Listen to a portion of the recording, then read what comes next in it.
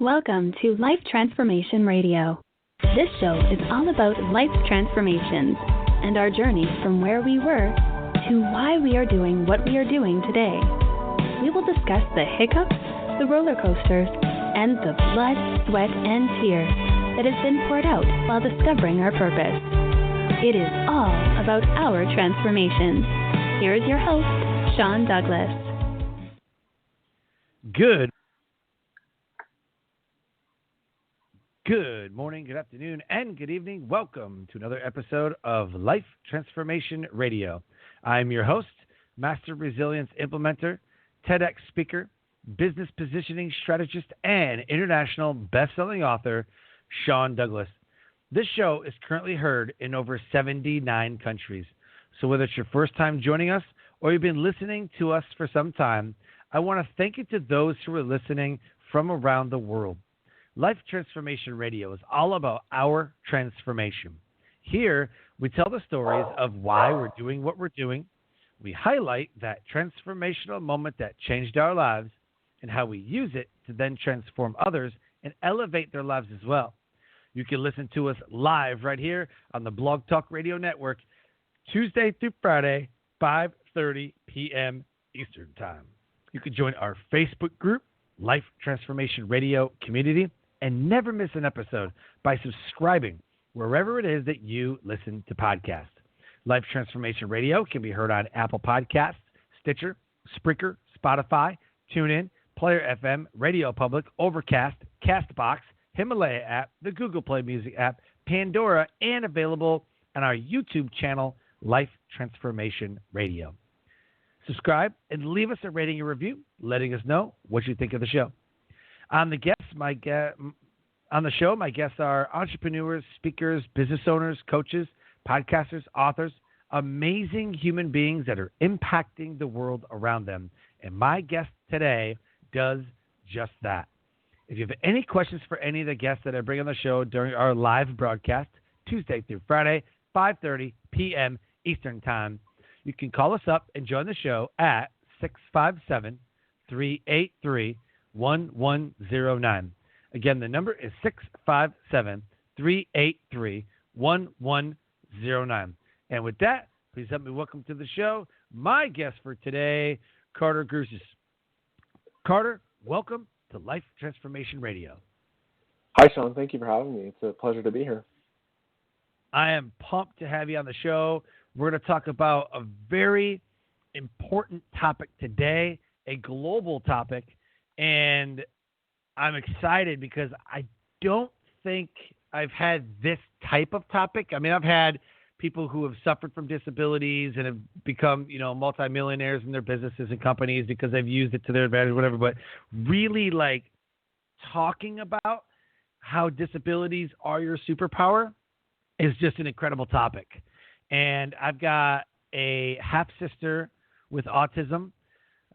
So I kind of am familiar. I think I've got my cousin's daughter, my second cousin.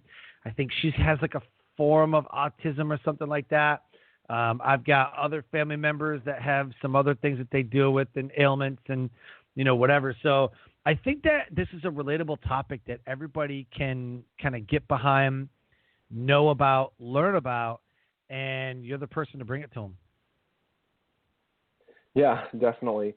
One of the things that I do find with a lot of people is that they say they understand disabilities, but there's a lack of understanding of what a disability is. And when I say disability, I'm talking about whether it be a physical or mental disability, and just understanding the core components of it, just to figure out, because a lot of people will say they know a disability, but I really just feel that they don't understand, and it's important that we really just get the definition of a disability out there so that we can then better define what a disability is. I love it. Yeah, I love that a lot, man. And like I said, I think that it's a great topic to talk about today, and that something that we can hone in on, with everything going on in the world. There's a lot of families at home, and they've got to find ways to cope themselves. and it's not easy. So we're going to get into it. The episode is Disabilities Are Your Superpower with speaker and advocate Carter Grusys. Carter is a keynote and breakout speaker who has spoken on Parliament Hill and other venues about disability rights, equality, and justice. He is ambitious and driven about how to best address the UN Sustainable Development Goal 10. As a business owner or entrepreneur, you need someone on your team that can quickly think on their feet and develop solutions to problems. You also need someone who can speak their mind and show initiative. Look no further. Carter has honed his critical thinking and problem-solving skills during his applied studies in both the business management and entrepreneurship and the business marketing programs at Algonquin College. Carter has a keen understanding of the importance of business strategy and implementation on business success. He is prepared to utilize his training to build strategic business plans, sales plans, and marketing communication plans through research of the current industry and market analysis. To book Carter for your live event, to speak at your live event, to speak at the virtual summit, or if you are a TEDx organizer, he is looking to do a TEDx talk, and part of what we're going to talk about is the part of the TEDx talk. So check out his social media links. His website is almost finished. He had to, redo the website because, we grow. So we got to redo the website. So it's down right now for maintenance while he revamps it. So as of right now, and we'll post the website later as soon as it's all finished and all done. But for right now, go to Facebook and LinkedIn. His social media connects are right there in the show notes. Connect with them, letting them know that you listened to the episode of Life Transformation Radio. Now, Carter, the first question I have to ask, and I believe is the most important question you could ever ask yourself, is why? So why do you do what you do? I have two reasons why, and one of them has to do with my stepfather, who introduced me to charity and public speaking at a very early age, and it really just struck me that there's a lot of people in need of help, and we need to figure out how we can help those people while also helping others. And the second reason why is because my younger cousin has severe autism, and I want to make sure that I'm fighting for her future, knowing that she has the same opportunities as I do. Okay. I like that. Expand more into that as far as like what do you mean he introduced you to like speaking, and I guess at what age? So I started public speaking when I was about 10 years old, 11 years old, and it all started out actually when we were at a charity event, and I saw his script, and I had basically said, this seems interesting. So he gave me half the script, and it was that moment that I knew I could make a difference with public speaking, and I knew that this was my lifelong passion, and really the best way to help people and get my message across that, disabilities are your superpower, and really just making sure that a message is conveyed to everyone that we're more alike than we are different. I like that. Yeah, I just believe that there's so many similarities between people, and although we may not agree on every topic, we can always agree on something. And there's the middle ground. There's always a middle ground. There's always something to agree on. Even if 99 things we don't agree on, there's that one, and that could be a bond for some people. And the most unlikely cohorts, the most unlikely friendships are sometimes created out of those common bonds. I couldn't agree with you more. And actually, going through high school and college was really tough for me because the friendship aspect didn't come to me naturally, and it was time after time where I basically had said, if this isn't working, maybe this isn't really right for me. But then it was at that point where my stepfather came into my life, and he basically said, Carter, the only thing, or the worst thing you can do is give up. And he had told me that as long as you try, that's what matters. And, and I really took that to heart when I heard that, because naturally when something's hard, we do give up, but it's that extra push forward, and it's that extra difference that you can make, because at the end of the day, you can have 1 or 2 friends, you could have 90 friends, 100 friends, but the overall aspect of it is, as long as you're true to yourself and you're true to the other people, you are who you are, and you don't have to give up your identity because of it, then that's the real prize at the end of the day. Because if you lose sight of who you are, it then just really hurts you. Oh, 100%. Yep. I 100% agree to that, man. That's huge in my book. A lot of people want to fake it till you make it. A lot of people don't want to document that journey. They want to just have the Ferraris and the money and the lifestyle, but they don't want to work for it, or they want to flaunt like they already got it so that they look good. And that's just not how to operate. Anything that's not authentic, anything that's not transparent, not real, you're going to get found out. So why would you fake it till you make it? Why wouldn't you just 100% be yourself and in your true self?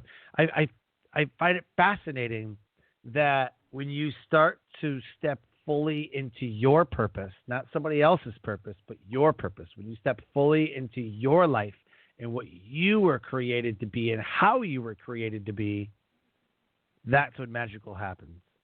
That's when life becomes sweet. And I've known people for years. I did it. I even did it. Try to be somebody you're not. Try to act like somebody that everybody else wanted you to be. And living in the reality of what other people think about you is the reason why there's anxiety, stress, depression, suicide, because it's an impossible task to live up to people's expectations sometimes. Not all the time. Yeah, no, I agree. I agree with you on that. And I mean, having gone through several rounds of creating personas that seem to be real in the moment, at the end of the day, I felt like, I mean, what's the point of being a person if you can't live who you really are? Because the true defining the true defining moment in your life doesn't come when you're 10, when you're 11 or 12. It comes when you are true to yourself and you truly understand your life's purpose and your passion and your interests and all of those good areas. Love it. The whole show is about transformation. The listeners listening right now want to know how they can transform their life, and they use our stories as a guide. So what is your transformational moment that happened in your life that changed you and put you on the path to what you're doing today? It all started when I was 10. When I was coming home from school one day, I was confronted by 2 people. One of them called me retarded, and one of them told me that I should go kill myself. And as a result, wow. I went home. I held it in for 3 to 4 weeks. I started blaming stuff on myself. I did all of these things that really just made it worse and worse. And then this one kid, who I consider him to be my guardian angel, he basically saved my life, and he's the one that. And my mother basically had said to me, this isn't right. We're going to go talk to whoever's in charge at the school to make sure that, justice is served. And it was also really my stepfather who played a big role in that, in helping me rebuild my confidence as a person. Because, I mean, when all of this happened, Sean, I lost everything. It felt like my entire world was gone. I felt like I couldn't even, I didn't even know who I was. And I really just felt like I was lost in some deep, dark tunnel trying to find the light. And I mean, why would they wherever call there's you those names? I guess they don't understand, and they don't understand certain actions and certain behaviors that might come with autism, or I think it's a lack of understanding and a perception that we might expect this, but versus the reality. Right. Wow. Well, that's tough. So you were diagnosed with autism? Yes, when I was 4.5 years old, my parents noticed that there was something wrong, and they went to the doctor, and the doctor had said that I was diagnosed with PDD, NOS, NLVD. What do those mean? It means that I'm on the low end of the spectrum. So there's two ends of the spectrum. So one being the one end of being 0. So not necessarily it's hard to explain, but the end of the spectrum is severe autism, and the other end of the spectrum, which is kind of like okay. 0 to 5. Yeah. Got it. Okay, I understand. Yeah, so it's like because you have like high functioning autism, and then you're just kind of like on the lower end. Yeah, I'm high functioning on the spectrum. Got it. Okay. Gotcha. All right. Well, that's tough, man. I mean, I know, so my half sister, she does like the rock. She'll stand there but she does like the rocking back and forth, and the fingers got to be moving all the time. You know what I mean? And she's gonna need care like her whole life. You know what I mean? She just is. So that's tough. On everybody involved. But she's an awesome person, and I can't imagine someone being mean to her because she finds different projects that keeps her happy. She does art, and she even did some welding. Like she even did welding, and it's just art projects and different things. I mean, she does them well, and it's good for her to it's like an outlet, Yeah. So I can't imagine how bad do those kids have it that they need to pick out another kid and tell somebody that they're retarded and they should go kill themselves. I wonder about them kids' home life, Yeah.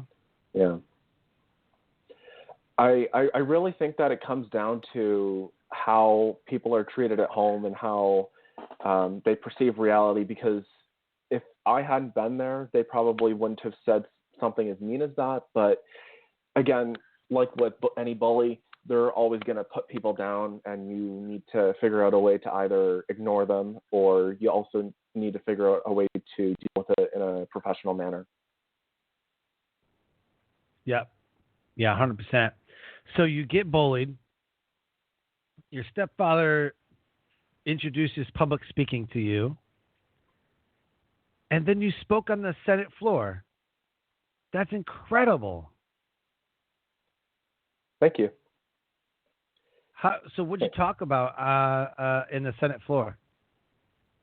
When I was in the Senate, I talked about the importance of having a strategy that is actually implemented, because one of the things that I've noticed throughout my life is that strategy in itself is something to be taken with a grain of salt, meaning having a plan and executing on it is more important, because you could sit there, debate, we can talk about, what strategy might be good, what strategy might be bad, but having a physical implementation plan of 12 months, 24 months, 36 months, all that stuff is really what we need to figure out how we can help best deliver a platform for people with disabilities so that they can thrive in their desired areas. So, for example, one of the senators had said, debate is a debate, and implementation is basically where the real gold is. And I really just had said, we now need to focus on the facts. People with disabilities need help, and we now need to have some sort of plan that we can execute on and revise on it in a way. And that could include a program where they host, something like, a movie night for autism, so people who have autism can connect with like-minded people to help them out, or even just try or help with skill development, because one of the greatest challenges in my life has been communication. And for me to better explain something or explain something, I have to go through 3 or 4 rounds of editing. I have to go through, I over-explain. So really the one key area where I have trouble with, Sean, is communication. And I found through public speaking, it then gives me that chance to say, it's okay, you are who you are, and that's why God created you, because God created us because we have a purpose in life. And and no one should be able to take that away from you. Have you heard the crabs in the bucket story? And I 100% agree with exactly what you said. Have you heard that story? I haven't. So you take a bucket and you dump a bunch of crabs in there. And what will happen is one crab will try to find its way out, but the other crabs will try to pull it back into the bucket. And it's fascinating to watch. One crab will figure out and he's almost out, and then a bunch of other crabs go and grab him and pull him back in. And I feel like people in life do that. We always hear like, I'm trying to make it. I'm trying to get out. I'm trying to get out of this lifestyle. I'm trying to get out. I got to get out. But people like pull you back in because they don't think that they're ever going to make it out. And they're living life at such a low level that they want people to live that low level with them. Yeah, no, I totally agree with you. I'm lucky to have parents who push me to do the best I can, regardless of whatever I do. But, in school and in general life, we're taught that the norm is the norm. We're not told to challenge the status quo. We're not told we're told to play it safe and secure. But the perception is what you want in life is what you'll get. And if you play it safe, then you're going to get something safe. But if you challenge the status quo, then you could either have a really big chance of, you could have a good chance of losing, but there's that slim chance of success. And it's that success that I feel that a lot of people are afraid of. Even sometimes, I get scared of it, but I continuously continue to push myself to go towards that success, because that success is what I want. Well, absolutely. That's what we should be doing. Yeah. I've heard it said that we need to not live in the reality of what other people think about us. And if you would have listened to those kids, maybe I am retarded. Maybe I'm not good enough. And people believe that. People believe that about themselves, and they care more about what other people think about them than what they think about themselves. And it's just not the way to live. You must care more about how you feel about you, and you must care about that more than other people's opinions of you. You must care about that more than what other people think about you. And when you do that, you will live life at a higher level. It's self-love. You have to be comfortable with what you're doing. And what you're saying is that your disabilities can be your superpower. So I'd love for you to talk about that. Yeah, sure. When I was in my last few days of college, I had said to my teacher, so what comes next? Do I take another program? Do I take another course? And he basically had said to me, Carter, you're just like me. You love strategy, and I capitalized on it. If you give me a problem, 9 times out of 10, I'll figure out how to solve it. And it's always that moment of realization that we have. If we stick to something, and if we can commit, and if we continue with it, we either rise or we fall. But what more so is the lesson is that failure is okay, and we need to make sure that if we fail, we actually extract the lesson of where did we go wrong and how can we improve. Now speaking on a point of success, success to me is you have to fail in order to be successful. You have to. Even Robert Kiyosaki Yep. from his books have said, if you don't learn to walk, if you don't learn to walk the talk, you can learn to walk the talk, but you have to learn to walk the walk.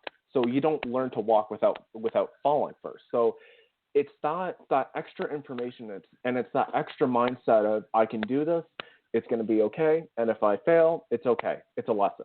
And that's how I go about things, and that's how I make things work, and that's how I make things. Because when I first started my job at Starbucks, when I first learned to make a caramel macchiato, I was so proud of myself. And my cousin and I had, we made it together, but I felt proud because I actually learned something new. I failed on the first few attempts, but it's in that initial reaction, and it's in that initial pivotal moment that we learn, okay, so here's how you do it, versus I failed and I don't know, what comes next. Do I get punished? And even my boss had said, this, like, learning how to make Starbucks drinks is not easy. And I've had several coworkers of mine tell me that it's going to take a while. And that's the reality you have to be comfortable with, because in order to perfect or make something perfect, you have to commit to it every single day, and you have to do it every single day until you get it right. Yep, absolutely. That's a great way to look at things. Just keep on, and keep on doing it until you get it right. We're all creatures of habit. So the more times we do something, the better off we're going to be. So talk about the UN Sustainable Development Goal 10. What exactly is that? The UN Sustainable Development Goal 10 is reducing inequality, and I've asked myself, we have one giant problem, but how can I niche down and say, what is one area I see a problem in? And I found that throughout the years that people need help. People need help with, so really the goal is improving the lives of people with disabilities, and having a disability and considering it my superpower, I can use my public speaking skills, and I can use to create a more, I wouldn't say comfortable environment, but creating an environment where people with disabilities are encouraged to work in, be a part of, because there's a company in my hometown called Keynote where they've hired 1% of their workforce as autism. And that's an example of a company working towards that goal. And I encourage all companies, regardless of industry, to do the same so that people with disabilities can have a fair chance. Very cool. That is very cool. Is that not the norm then for companies to hire or to offer jobs to people with disabilities? Is that typically not something that they do? No, a lot of people are afraid to acknowledge the fact that they have a disability in their interview. When I got my very first job at Suntech, it took me a year and a half to tell the owner that I had a disability. It was because I was scared of what actually might come. But then I built up the courage to say, you know what, it's my disability, it's my superpower. And so, you really just have to be honest with yourself. In regards to companies, you have to, we have certain laws here in Canada where they protect us against discrimination and all that stuff. But I often find that there's a hidden motive in the back room where they don't like it. But again, that will vary for employer. Got it. Okay. Got it. Makes sense. I think that's great. I think that they should be, offering different opportunities and capitalizing on, like you said, that is your superpower. And I know people that, I've got a couple people that I know that are math wizards. They just, for some reason, They can look at numbers and go, oh, it's this. And I don't know what it is in their head. They can see the numbers. Other people, they can take things apart, put them back together. They have a photo memory. They can see something one time and be like, yep, it's all this. I think that's great that they want to capitalize, and that's how it should be, right? So the UN Sustainable Goal 10 is working towards making life better for those who have, maybe a disability or have something that's preventing them from living what we would determine a normal life, which is kind of a vague term anyways. Like, what's normal? Everybody can look at their family and go, my family is not normal. Right? Like, my family is crazy. But I hate the term, like, oh, we gotta live normal. Like, well, what's normal? Like, some people's normal. Like, if somebody is Amish, they're not living a normal life according to someone who lives in Beverly Hills. But to the Amish, this is a normal way of life. So I think it's very subjective when we talk about, what's a disability? Like, why is it a disability? What makes it a disability? I think it's like anything else. You keep talking about it, you keep putting it down. It's just like, all right, well, that's what it is, and can't rise above that. I know plenty of people that have a disability. One of my very good friends, my childhood friend from second grade, and we've been friends my whole life, lives in Michigan, and he had like spinal bifida or something like that. But anyway, he's paralyzed from the waist down, been in a wheelchair his whole life. And he does the ice hockey. He plays ice hockey, but he's in a chair while he does it. That's extreme. They move with their arms. He is a built, buff dude. And all he does is move that sled with his arms, and they got the short sticks and all that. So but he's so good at it, and he's played wheelchair basketball his whole life, all through high school, all through college. His whole life he's played wheelchair basketball. He's really good. And I'm like, there's no way this dude has like a disability. Like, we look at it like, oh, you're in a wheelchair, that sucks. Like, he drives. They have hand controls. Like, there's ways to overcome. It's just, are you using it as a crutch? Are you using it as a disability? Or are you rising above and saying, this is my superpower. Let me be me and who I was created to be? Yeah, no, I agree with you 100%. And I encourage people with disabilities to achieve their dreams and use their disabilities as their superpower, so that, because autism is my superpower. And really, my superpower is something you said like 10 years ago. I would have remembered in an instant. And my mother always reminds me, my mom, always brings up stories of something happening, and she'll say, how do you remember that? How do you know about this? And how do you know about that?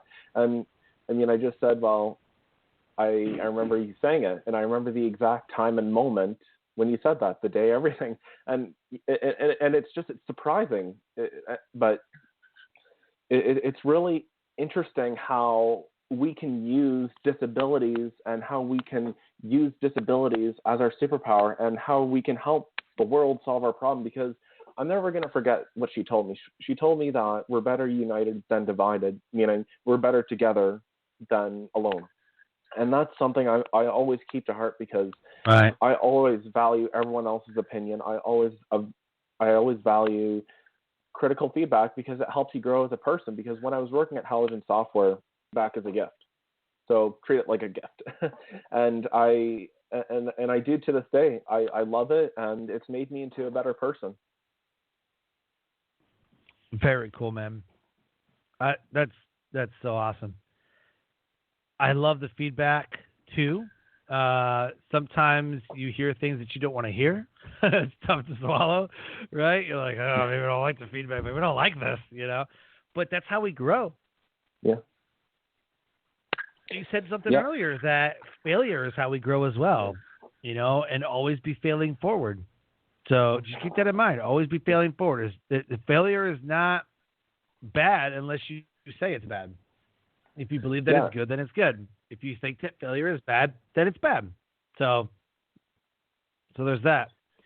I'm curious, how you elevate the world around you. I love the fact that we can take our transformative moments, those moments that knock us down, beat us up, leave us bloody and bruised. How do you elevate the world around you with using your disability as a superpower? I think it's my mind to, well, I think I use my disability to my advantage because I love strategy, but I think it's because of my general happiness, because whenever I'm around people, I bring out some sort of smile and make other people happy, and that's all I really care about is making sure that people are okay and making sure they're happy, and really just, working towards the common good, like my stepfather taught me. Do you work with other people that have autism or some sort of a disability? Do you work with those people as well, inspiring, motivating, doing videos, putting out content, things like that? Are you working with people like that to really help them rise above and to teach them how they too can use their disability as a superpower? Yeah, back in 2017, 2018, I volunteered to help with spreading awareness on the spectrum, and Yep. with a sign basically saying the spectrum is diverse, meaning there's no one size fits all, or there's no one way to actually understand it, but we need to just embrace the fact that we're all unique in our own way, and autism in itself is one of those things that we now need to accept that it's a part of life, and we need to, treat it as if, we need to treat the people around us that are with autism with respect, and that's really the main message that we had put out when we were handing out flyers and all that stuff. Very cool. I like that, man. I love what you're doing. I think it's so awesome. There's something like millions. It's got to be millions, right? I mean, millions of people deal with a disability, especially like military veterans coming out of the military. Maybe they lost a limb in combat, so they have the paraplegic sports. I know a lot of military guys that play paraplegic or whatever it's called. I remember what it's called. It's like a handicapped. They play softball, but they only got one arm. So these guys are good too.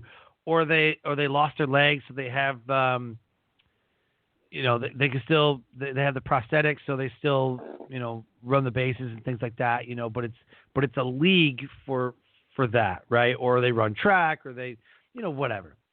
And I think it's so amazing that and it's inspiring too, because people complain about everything, and I just look, I don't have a disability, but I just look at, what are you complaining about? You're not in a wheelchair, you have nothing wrong with you. You have money, you have a job, you have a house, you have food. What are you complaining about? And then I have people on the show, who's one of my highest downloaded episodes. She has MS, sclerosis. And she was a Broadway music star, and she's been dealing with it for 20 years, and now she helps other women who are dealing with MS. And I'm like, that's amazing. You took something that was like, oh, my life's over, to turning it into something amazing and inspiring for people.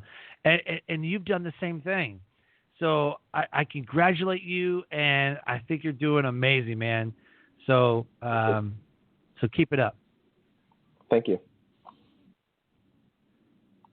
So what's the takeaway? What's the through line of the episode? If nobody listens to any other portion of the show and they just skip to this moment, what is your message?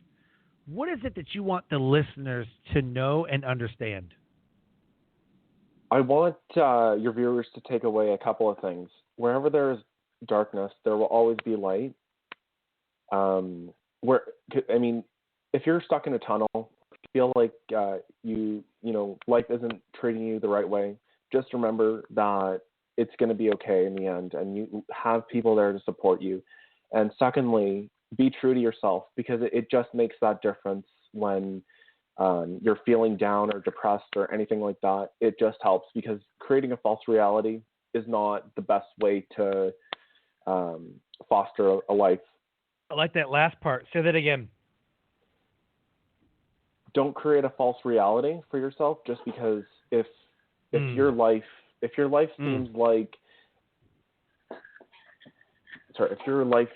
like it's on the wrong path, don't create that false reality of, this is what I like, but I don't really like it. Yep. That's huge, man. That's powerful. Man, I really want to thank you for coming on the show.